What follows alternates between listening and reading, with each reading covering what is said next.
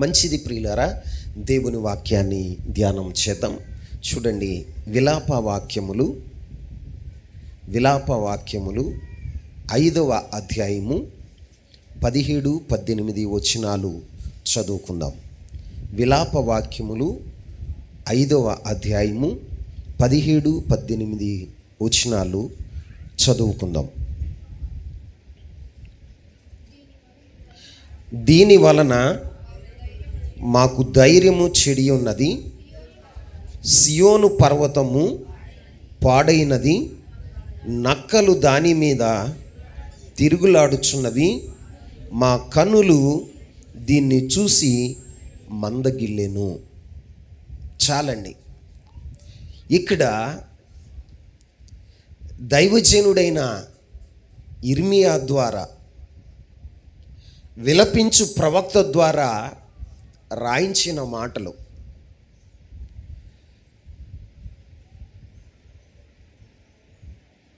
దైవజనుడైన ఇర్మియా అంటున్నాడు, ఏమంటున్నాడయ్యంటే, సియోను పర్వతము పాడైనది, నక్కలు దాని మీద తిరుగులాడుచున్నవి. ఏమని చెప్తున్నాడండి? సియోను పర్వతము పాడైనది, నక్కలు దాని మీద తిరుగులాడుచున్నవి.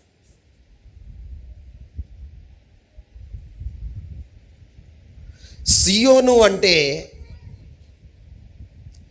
యెరూషలేములో దావీదు పట్టణమందు సియోను ఉంది. ఈ యెరూషలేమును ఈ యొక్క సియోను గురించి రాయబడిన మాటలు ఏంటో తెలుసా? సియోను గురించి రాయబడిన మాటలు ఏం చెయ్యంటే, సియోను గురించి 2-3 విషయాలు మనం తెలుసుకుందాం. సియోను గురించి 2-3 విషయాలు తెలుసుకుందాం. సెల్ ఫోన్లు ఎవరు మోగుతున్నాయి, సైలెంట్లో పెట్టండి, లేకపోతే స్విచ్ ఆఫ్ చేయండి. సియోను గురించి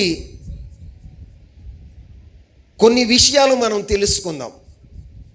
కీర్తనల గ్రంథము 2వ అధ్యాయము 6వ వచనాన్ని చదువుకుందాం. నేను నా పరిశుద్ధ పర్వతమైన సియోను మీద నా రాజును ఆసీనునిగా చేసి ఉన్నాను. ఆమేన్. ఇప్పుడు రాయబడిన మాటలు ఏంటంటే, సియోను గురించి రాయబడిన మాటలు ఏంటంటే, సియోను ఎలాంటిదయ్యంటే పరిశుద్ధ పర్వతం అంట. ఏ పర్వతం?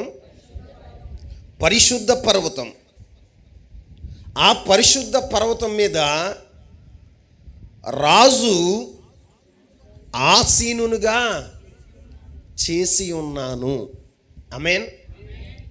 ఈ రోజున సియోను గురించి రాయబడిన మాట ఏంటంటే పరిశుద్ధ పర్వతం. ఏ పర్వతం?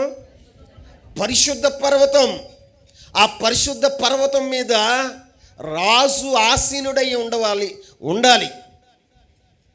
కానీ ఈ పరిశుద్ధ పర్వతం మీద నక్కలు తిరుగాడుతున్నాయంట. ఏం తిరుగాడుతున్నాయి? నక్కలు తిరుగాడుతున్నాయట. సియోను అంటే పరిశుద్ధమైన పర్వతం. పరిశుద్ధమైన పర్వతం. ఇంకో మాట చదవండి సియోను గురించి. కీర్తనల గ్రంథం 9వ అధ్యాయం 11వ వచనాన్ని చదువుదాం. కీర్తనల గ్రంథం. సియోను నివాసి అయిన యెహోవాను కీర్తించుడి. ఆయన క్రియలను ప్రజలలో ప్రచురము చేయుడి. ఇక్కడ రాయబడిన మాట ఏంటంటే సియోనులో సియోను వాసి అయిన యెహోవాను కీర్తించుడి. అంటే సియోనులో ఎవరు నివాసం చేస్తారయ్య అంటే యెహోవా. చెప్పండి, యెహోవా సియోను వాసి, సియోనులో నివాసం చేసేవాడు. కానీ ఇప్పుడు ఏం తిరుగాడుతున్నాయి? నక్కలు తిరుగాడుతున్నాయి. నక్కలు తిరుగాడుతున్నాయి. సియోను నివాసి అయిన, సియోను వాసి అయిన యెహోవాను కీర్తించుడి. ఆయన ఎక్కడ ఉంటాడయ్య అంటే సియోనులో. ఎక్కడ? సియోనులో నివాసం చేస్తాడు. ఒకటి, సియోను గురించి రాయబడిన మాట ఏంటంటే పరిశుద్ధ పర్వతం. రెండు, దేవుని నివాసం. ఏంటండి? దేవుని నివాసం, దేవుడు నివసించవలసిన ప్రాంతం. కానీ ఎవరు నివసిస్తున్నారో తెలుసా? నక్కలు. మరొక మాట కూడా చదువుదాం. కీర్తనలు 50వ అధ్యాయం 2వ వచనాన్ని చదవండి. పరిపూర్ణ సౌందర్యము గల సియోనులో నుండి దేవుడు ప్రకాశించుచున్నాడు. ఆమేన్. ఇప్పుడు సియోనులో ఏం జరుగుతుంది అంటే దేవుడు ప్రకాశించుచున్నాడు. పరిపూర్ణమైన సౌందర్యము గల సియోనులో నుండి. ఇక్కడ 3 మాటలు రాయబడి ఉన్నాయి సియోను గురించి. 1, పరిపూర్ణమైంది. 2, సౌందర్యం కలిగింది. 3, ప్రకాశిస్తున్నాడు. ఏం చేస్తున్నాడు? ప్రకాశించేవాడుగా ఉన్నాడు. ఈ యొక్క ఉదయకాల సమయంలో పరిపూర్ణమైన సౌందర్యము కలిగిన సియోనులో ఆ సియోనులో నుండి దేవుడు ప్రకాశించుచున్నాడు. కానీ ఇప్పుడు ఏం జరిగిందో తెలుసా? పరిపూర్ణమైన సౌందర్యం కలిగిన సియోనులో దేవుని మహిమ లేదు, దేవుని యొక్క మహిమ లేదు.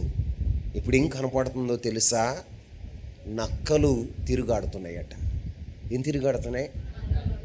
నక్కలు తిరుగాడుతున్నాయి. ఇప్పుడు మనం మొదటి నుంచి వద్దాం. సియోను గురించి రాయబడిన మాట ఏంటంటే పరిశుద్ధమైనది. చెప్పండి, పరిశుద్ధమైన పర్వతం. 2, దేవుని నివాస స్థలం. 3, పరిపూర్ణమైనది. 4, సౌందర్యం కలిగింది. 5, దేవుని మహిమ ప్రకాశిస్తున్నది. ఈ 5 ఉన్నది ఏంటో తెలుసా? సియోను. ఆమేన్. ఈ సియోనులో ఇప్పుడు దేవుని ప్రకాశిత లేదు, దేవుని నివాసం లేదు, పరిపూర్ణత లేదు, సౌందర్యం లేదు, పరిశుద్ధత లేదు. ఇప్పుడు ఏమున్నాయి అంటే నక్కలు తిరుగులాడుతున్నాయట. ఏం తిరుగులాడుతున్నాయి? ఈ సియోను గురించి మనం ఆలోచన చేస్తే ఈ సియోను ఏంటయ్యా అంటే, ప్రస్తుతం ఈ సియోను ఏంటంటే మన హృదయ క్షేత్రం. ఆమేన్. మన హృదయ క్షేత్రం. ఈ హృదయ క్షేత్రములో పరిశుద్ధత కలిగి ఉండవలసిన ఈ హృదయం దేవునికి నివాసంగా ఉండవలసిన ఈ హృదయంలో, దేవుని పరిపూర్ణత కలిగి ఉండవలసిన ఈ యొక్క హృదయంలో, దేవుని యొక్క సౌందర్యంతో నింపబడి అలంకరింపబడవలసిన ఈ హృదయంలో, దేవుని మహిమ ప్రకాశించవలసిన ఈ హృదయంలో ఏం జరుగుతుందో తెలుసా? నక్కలు తిరుగాడుతున్నాయట. ఏం తిరుగాడుతున్నాయి? నక్కలు తిరుగాడుతున్నాయి. ఒకప్పుడు నీ హృదయం ఎలాంటిదో తెలుసా? పరిశుద్ధంగా ఉండేది. ఎలా ఉండేది? దేవుని కొరకు ప్రతిష్ఠించుకుని పరిశుద్ధతను కాపాడుకుంటూ నీవు జీవించేదానివి, నీవు జీవించేవాడవి. కానీ ఇప్పుడు పరిశుద్ధత లేదు. ఏం లేదండి? పరిశుద్ధత లేదు. ఒకప్పుడు దేవుడు నీలో నివసించేవాడు. ఆమేన్. దేవుడు నీలో నివసించేవాడు. కానీ ఇప్పుడు దేవుడు నివసించట్లా. ఎవరు నివసిస్తున్నారో తెలుసా? నక్కలు. చెప్పండి, నక్కలు. నీ దేహమే దేవుని ఆలయం అని మీరు ఎరుగరా అంటున్నాడు. పరిశుద్ధాత్ముడికి నివాసమని మీరు ఎరుగరా? దేవుడు నివసించవలసిన నీ హృదయంలో, దేవుడు నివసించవలసిన నీ హృదయంలో నక్కలకేం పని? నక్కలకేం పని అండి? ఈ రోజున పరిపూర్ణత చెందవలసిన నీవు ఒకప్పుడు ఎలా ఉన్నావో తెలుసా? భక్తిలో, విశ్వాసంలో, పరిశుద్ధతలో, సత్క్రియలలో, ప్రార్థించటంలో, వాక్యం ధ్యానించటంలో పరిపూర్ణత కలిగి ఉండేవాడు. ఏం కలిగి ఉండేవాడు? ప్రభుని వెంబడించటంలో పరిపూర్ణత.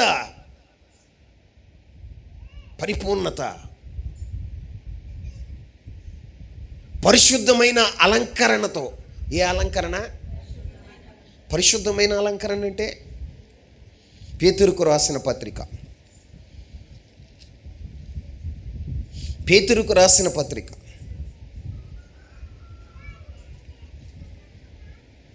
3వ అధ్యాయం 3వ వచనం.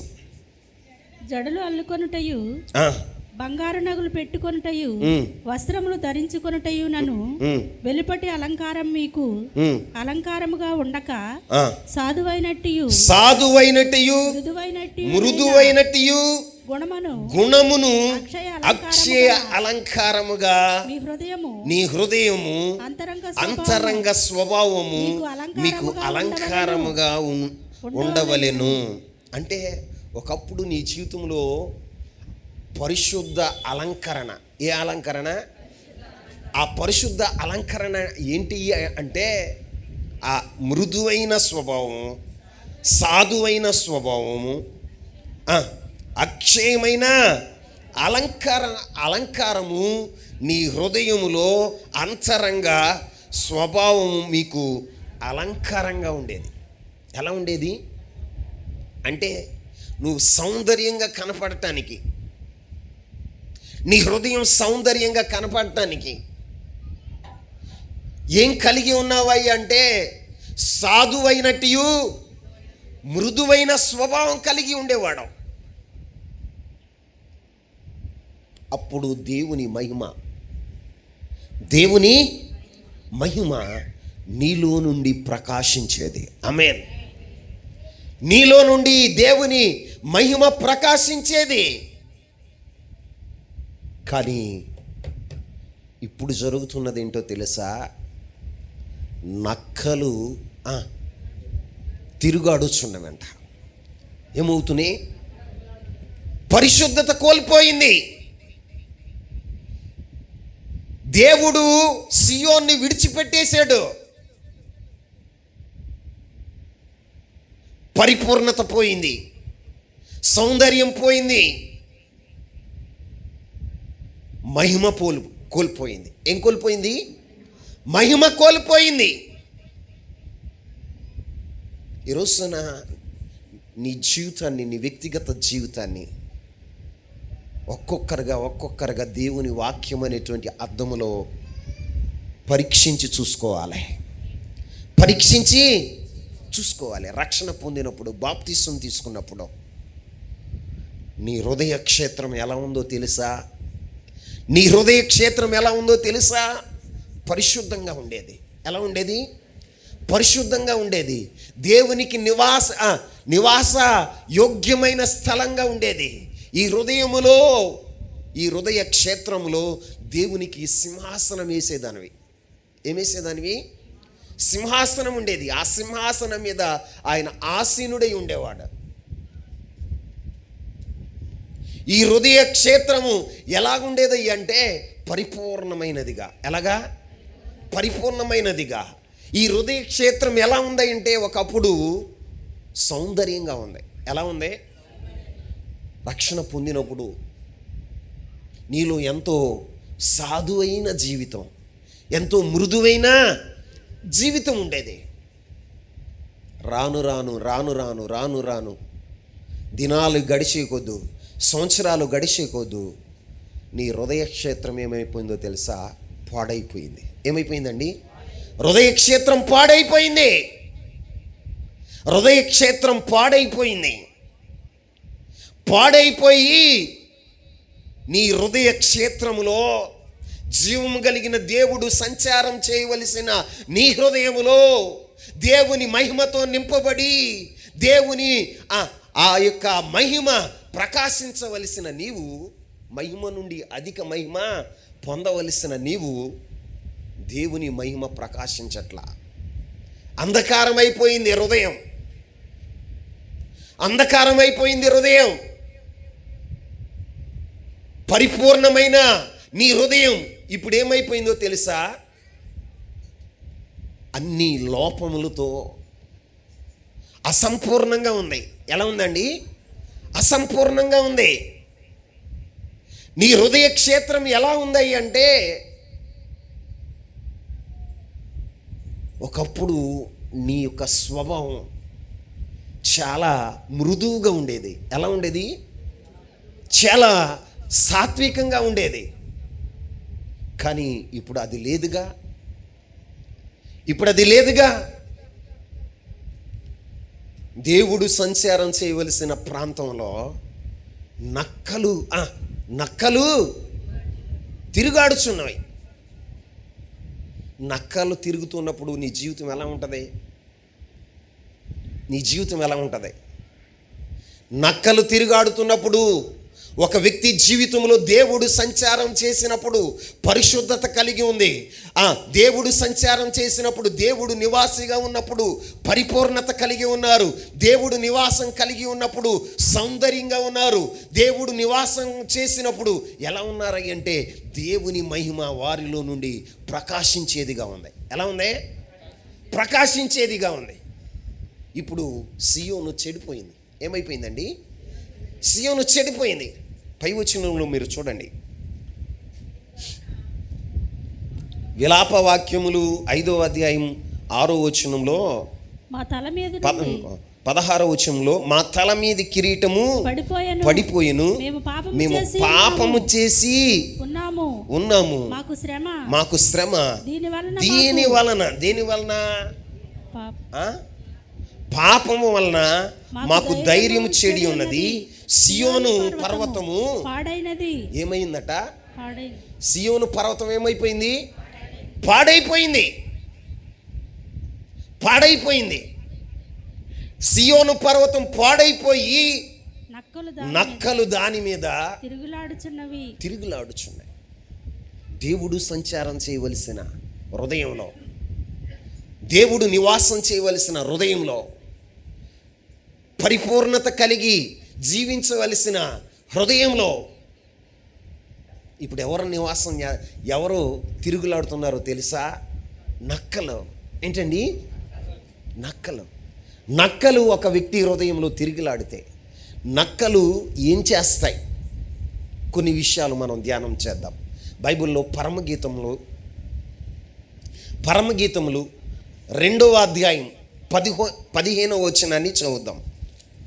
పరమగీతములు. మన ద్రాక్ష తోటలు పూతపట్టి ఉన్నాయి. ద్రాక్ష తోటలను చెరుపు నక్కలను పట్టుకొనుడి.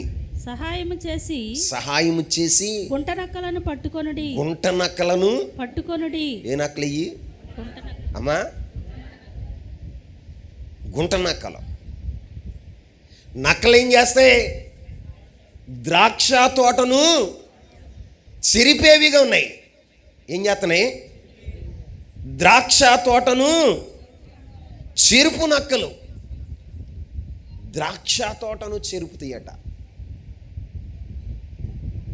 ద్రాక్ష తోటను చెరుపుతాయట.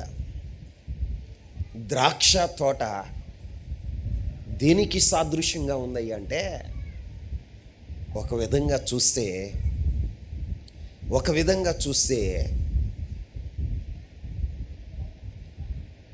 దేవుని సంఘానికి సాదృశ్యంగా ఉంది. దీనికి దేవుని సంఘానికి సాదృశ్యంగా ఉంది. ఇంకొక మాట చెప్పాలి అంటే, నీ కుటుంబానికి సాదృశ్యంగా ఉంది. దేనికి? కుటుంబానికి సాదృశ్యంగా ఉంది. ఇంకా చెప్పాలి అంటే నీ జీవితానికి సాదృశ్యంగా ఉంది. ఇప్పుడు నక్కలు ఎప్పుడైతే ద్రాక్ష తోటలోనికి వస్తాయో అవేం చేస్తాయట? ఆ తోటను చెరిపేవిగా ఉంటాయి. దేవుని సంఘములో నీ కుటుంబంలో నీ జీవితంలో నక్కలు ప్రవేశించినప్పుడు నీ జీవితం ఏమవుతుందో తెలుసా? చెడిపోద్ది. ఏమవుద్ది? చెడిపోద్ది. నీ కుటుంబం ఏమవుతుందో తెలుసా? చెడిపోయేదిగా ఉంటుంది. నీ సంఘ పరిస్థితులు ఎలా ఉంటాయో తెలుసా? చెడిపోయేవిగా ఉంటాయి. ఒక మాట మీకు చెప్తాను, వినండి జాగ్రత్తగా. ద్రాక్ష తోట, ద్రాక్ష రసము ఏమిస్తుంది అంటే, దేవుణ్ణి మనుషులను సంతోషపరిచేటువంటి ద్రాక్షారసము అని న్యాయాధిపతుల గ్రంథం 9వ అధ్యాయంలో రాయబడి ఉంటుంది. అంటే ద్రాక్ష తోట అంటే అర్థం ఏంటో తెలుసా? సంతోషకరమైన సంఘం. అమ్మని చెప్పండి. సంతోషకరమైన నీ కుటుంబం, సంతోషకరమైన నీ జీవితం ఇప్పుడు ఎలా మారిపోయిందో తెలుసా? చెరిపివేయబడింది. సంతోషాన్ని పోగొట్టుకున్నావు. పోగొట్టుకున్నావు. ఒకప్పుడు నీ జీవితం ఎలా ఉండేదో తెలుసా? రక్షణ ఆనందంతో ఉండేది. ఏ ఆనందం? రక్షణ ఆనందం. చెప్పనా సౌఖ్యంగాని మహిమాయుక్తమైన మూలుగులతో దేవుని ప్రార్థిస్తూ పరిశుద్ధాత్మలో ఆనందిస్తూ నీ జీవితం ఎలా ఉండేదో తెలుసా? దేవుని వాక్యాన్ని బట్టి ఆనందిస్తూ దివారాత్రములు నువ్వు గడిపేవాడివి. కానీ ఇప్పుడు నీ జీవితం ఎలా మారిపోయిందో తెలుసా? ఎలా మారిపోయింది? ఇప్పుడు ద్రాక్షారసం చెడిపోవాలి అంటే, ద్రాక్షారసం చెడిపోయింది అంటే అర్థం ఏంటి? ద్రాక్షారసం ఎలా మారిందో తెలుసా? మధురమైన ద్రాక్షారసం చేదుగా మారింది. ఎలా మారింది? చేదుగా మారింది. అంటే మధురాన్ని పంచవలసిన జీవితంలో, మధురాన్ని అనుభవించవలసిన జీవితం, మధురమైన అనుభూతులు కలిగి ఉండవలసిన కుటుంబం, మధురమైనటువంటి అనుభవాలతో నింపబడాల్సిన సంఘం ఇప్పుడు ఏమైందో తెలుసా? చేదైన అనుభవాలు. ఏ అనుభవాలు అంటే మారాగా మారిపోయింది. ఎలా మారిపోయింది? మారాగా మారిపోయింది. నీ జీవితాన్ని ఒకప్పుడు చూసినప్పుడు ఎంతో మాధుర్యంగా ఉండేది, ఎంతో సంతోషదాయకంగా ఉండేది. ఎంత సంతోషమయ్యా అంటే, నీవు నీ కుటుంబం కలిసి వాక్యాన్ని బట్టి ఆనందించేవాళ్ళు. దేని బట్టి? వాక్యాన్ని బట్టి ఆనందించేవాడు. వాక్యాన్ని బట్టి ఆనందించావు కాబట్టి నీ జీవితం ఎలా ఉండేది అంటే ఆ రోజున ఫలభరితంగా ఉంది. ఎలా ఉంది? ఫలభరితంగా ఉంది. కానీ వాక్యాన్ని బట్టి నీవు ఇప్పుడు ఆనందించలేకపోతున్నావు. లోకాన్ని బట్టి ఆనందిస్తున్నావు. లోకములో ఉన్న వాటిని బట్టి నువ్వు ఆనందించేవాడుగా మారిపోయావు. ఇప్పుడు వాక్యాన్ని బట్టి ఆనందించట్లా. ఒకప్పుడు పరిశుద్ధాత్మను బట్టి ఆనందించేవాడు. దీన్ని బట్టి ఆరాధనలో ఆనందం ఉండేది. ఏముండేది? దేవుణ్ణి స్తుతిస్తున్నప్పుడు, పాటలు పాడుతున్నప్పుడు, ఆరాధన చేస్తున్నప్పుడు నీ హృదయం ఎలా ఉండేది అంటే హర్షించేది. కానీ ఇప్పుడు ఆనందం లేదుగా. ఆరాధనలో కూడా ఎలా కూర్చుంటున్నావు తెలుసా? మోగ విగ్రహంలాగా కూర్చుంటున్నావు. ఎలా ఉంటున్నావు? నిర్జీవమైన విగ్రహంలాగా కూర్చుంటున్నావు. కారణం ఏంటి? నీ హృదయంలోనికి ఏం ప్రవేశించినాయో తెలుసా? నక్కలు. ఏంటండి? నక్కలు ప్రవేశించినాయి. నక్కలు ప్రవేశించగానే ఏం జరుగుతుందో తెలుసా?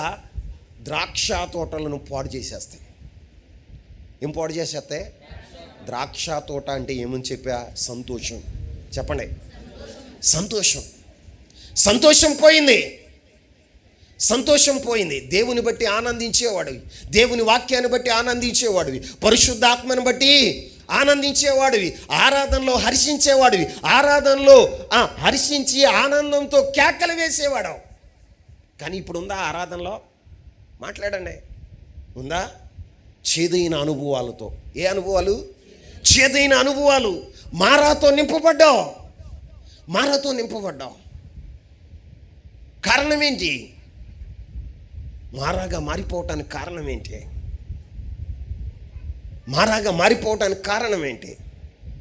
నీ పాపమే నీ జీవితాన్ని మారాగా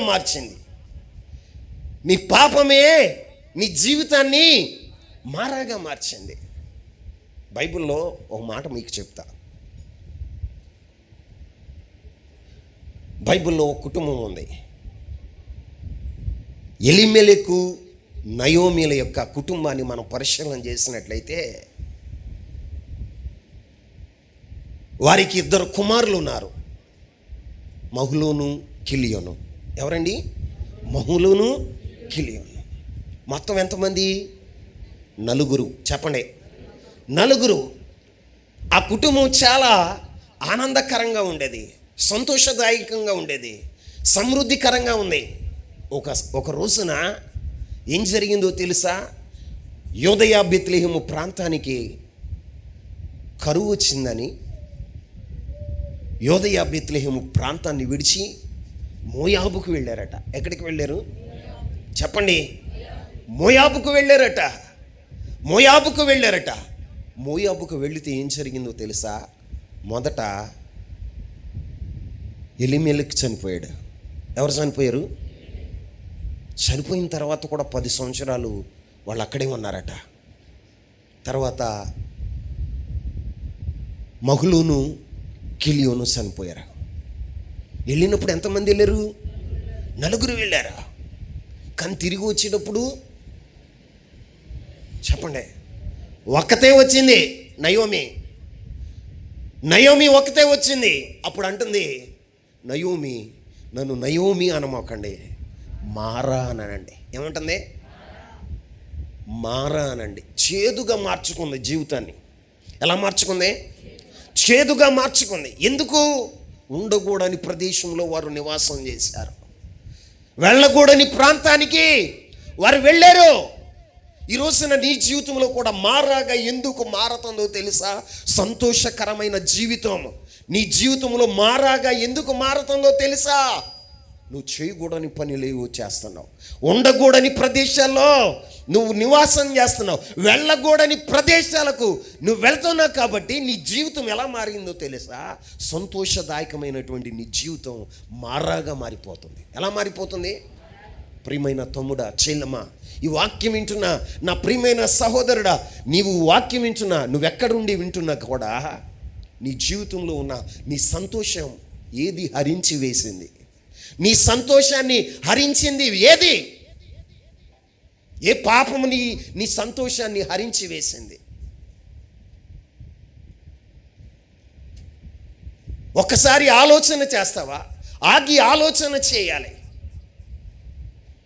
సంతోషదాయకమైనటువంటి నీ జీవితం ఎందుకు మారాగా చేదైన అనుభవాలతో నింపబడింది అంటే దేవుడు ఇష్టపడని ప్రాంతం. ఏ ప్రాంతం? మోయాబు ప్రాంతం అంటే ఎవరో తెలుసా? శరీర సంబంధులు నివాసం చేస్తారు. మోయాబు ప్రాంతం అంటే ఏ ప్రాంతమో తెలుసా? విగ్రహారాధనతో కూడిన ప్రాంతం. మోయాబు ప్రాంతము భ్రష్టమైన సంతానం. ఏ సంతానం? లోతుకి తన కుమార్తెకు పుట్టిన సంతానం మోయాబు సంతానం. ఏ సంతానం? సృష్టికి విరుద్ధమైన, దేవునికి వ్యతిరేక్తమైన సంతానం మోయాబు సంతానం. ఆ ప్రాంతానికి వెళ్ళారు వీళ్ళు.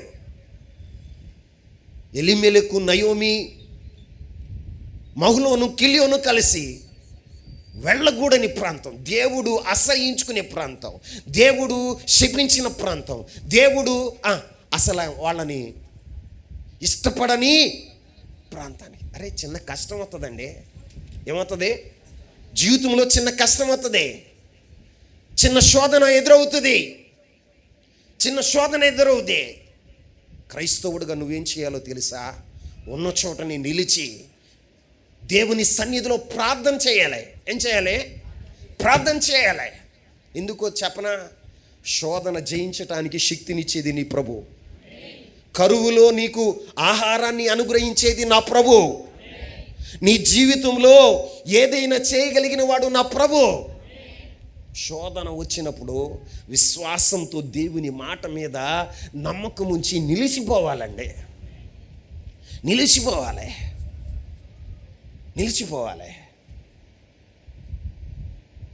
ఇందాక హదస్స వాక్యం చెప్తూ చాటపరలో అబ్రహాము శోధనలో నిలిచి గెలిచిన వాడగా ఉన్నాడని చెప్పింది. దీంట్లో ఏంటి ఆ శోధన అంటే,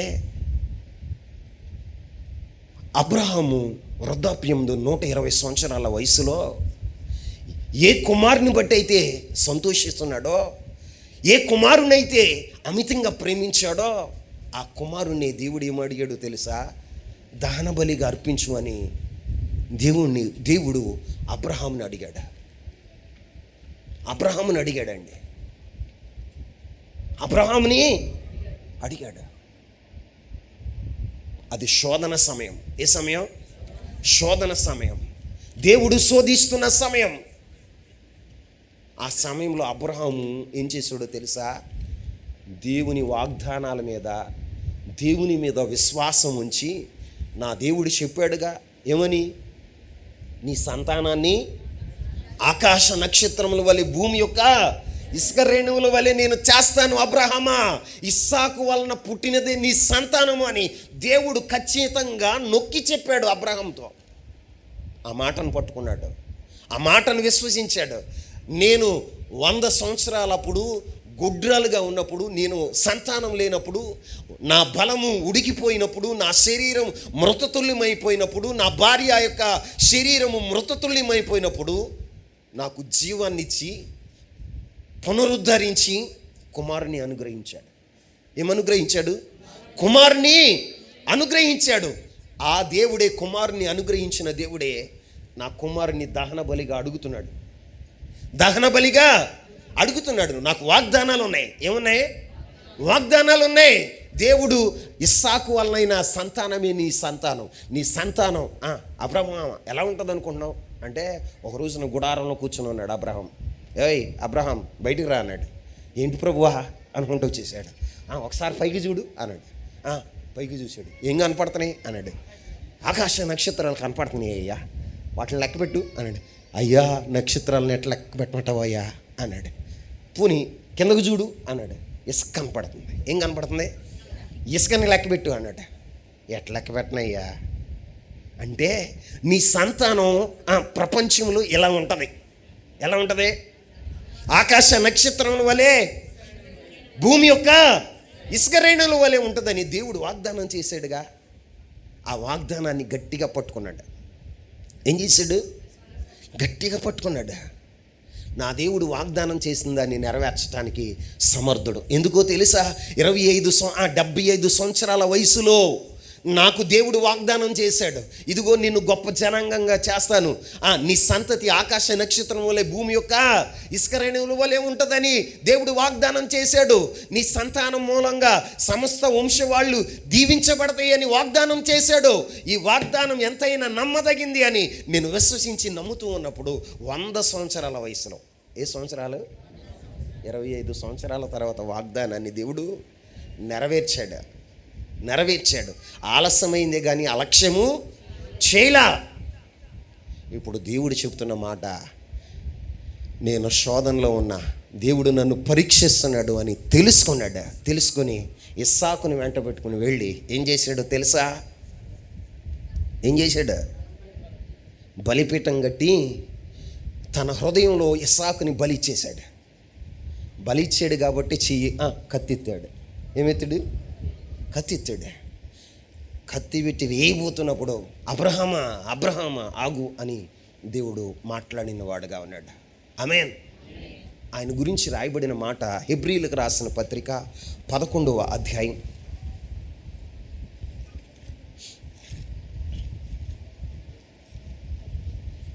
11వ అధ్యాయం 17వ వచనం నుంచి చదువుతాం. అబ్రహాము శోధింపబడి విశ్వాసమును బట్టి ఇస్సాకును బలిగా అర్పించెను. ఆగమ. అబ్రహాము శోధింపబడి ఏమయ్యాడు? భక్తుడికి శోధనలు వచ్చినాయా రాలేదా? విశ్వాసులకు తండ్రినా? ఎవరండి? విశ్వాసులకు తండ్రి అయిన అబ్రహాము జీవితంలో శోధన వచ్చిందా రాలేదా? మాట్లాడరా? మరి నీ జీవితంలో శోధన వస్తుందా రాదా? నా జీవితంలో శోధన వస్తుందా రాదా? వస్తుంది. ప్రతి వ్యక్తి జీవితంలో శోధన వస్తుంది. కానీ శోధనలో ఏం చేయాలో తెలుసా? నిలిచిన వారుగా ఉండాలి. అబ్రహాము శోధింపబడి విశ్వాసమును బట్టి ఇస్సాకును బలిగా అర్పించెను. ఎవడు వాగ్దానములు సంతోషముతో అంగీకరించునో ఇస్సాకు వలనైనది నీ సంతానమును అనబడును అని ఎవనితో చెప్పబడినో ఆ అబ్రహాము మృతులను సైతము లేపుటకు దేవుడు శక్తిమంతుడని ఎంచినవాడై తన ఏక కుమారుణ్ణి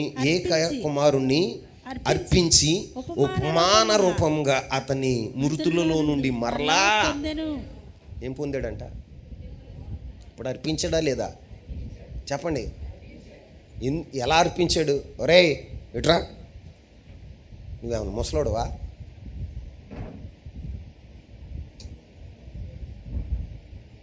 ముసలోళ్ళకి వెళ్ళి కూర్చుంటున్నావంటరా? ఇక్కడ కూర్చో, ఎదురుగుంటా. దేవుని స్తోత్రాలు చెల్లించండి. అబ్రహాము ఏం చేశాడో తెలుసా? ఏం చేశాడు? విశ్వాసమును బట్టి ఇస్సాకును బలుగా. ఆయన విశ్వాసం ఏంటో తెలుసా? మృతులను సైతం సజీవులుగా చేస్తాడు. బూడిదను సైతం ఎలా చేస్తాడు? పూదండగా కాదు, నీ మొహం బూడిదలో నుంచి ఇప్పుడు దహన బలిగా అర్పించేయమన్నాడు. ఇస్సాకుని దహన బలిగా అర్పించేశాడు. అర్పించినప్పుడు ఇప్పుడు బూడిద ఉంది. ఏముంది? బూడిదలో నుంచి ఎవరైనా చేస్తాడు? మనిషిని. చెప్పండి, మనిషిని. ఆయన శూన్యంలో సృష్టిని కలగచేసిన వాడు. మృతులకు